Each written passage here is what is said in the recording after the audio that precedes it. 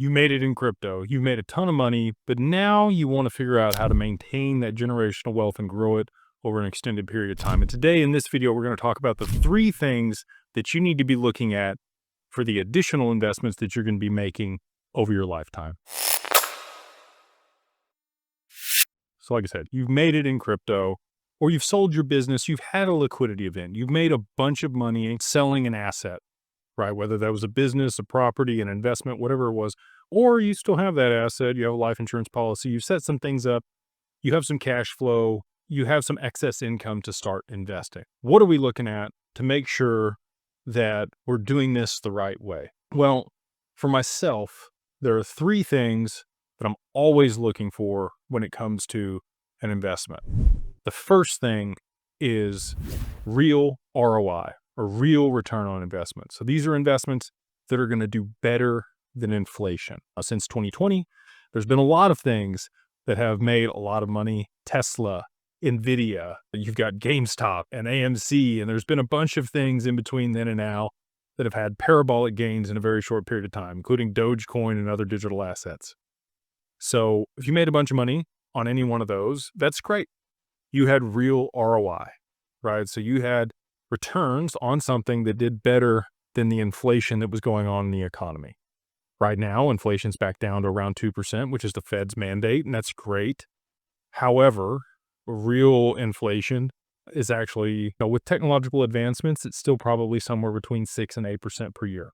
And that's been that way since the early 2000s. As we've seen the advent of new technologies, those are inherently deflationary.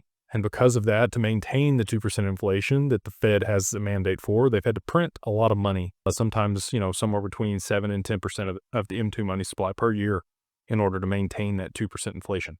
So we want real ROI. Traditionally, indexes in the stock market, real estate, those things tend to be correlated to inflation. So they maintain their purchasing value from the moment that you invested in them. Now, you can obviously find discrepancies and disparities and opportunities in those sectors. And there are periods where they outperform inflation. There are also periods where they do not. We're in one of those right now for stocks. Things are down. Real estate's down. Watches are down. There's a lot of things that are down in value, even though we still have that 2% inflation. So we want to find assets and invest in things that are going to have real ROI and upside, even when there is a downturn in the economy.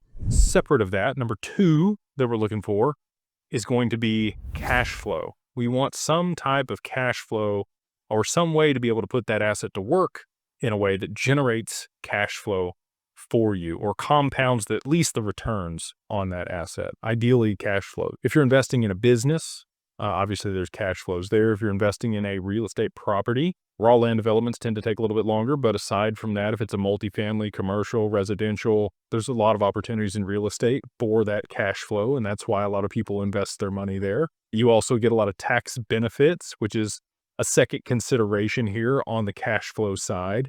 You want to make sure that ideally there is some accelerated depreciation or ways to be able to offset that income that you're making with those assets. You could use cost seg when it comes to real estate properties. Within a business, there's a bunch of ways that you can spend that capital and get accelerated depreciation to offset that income. And those are always considerations as well.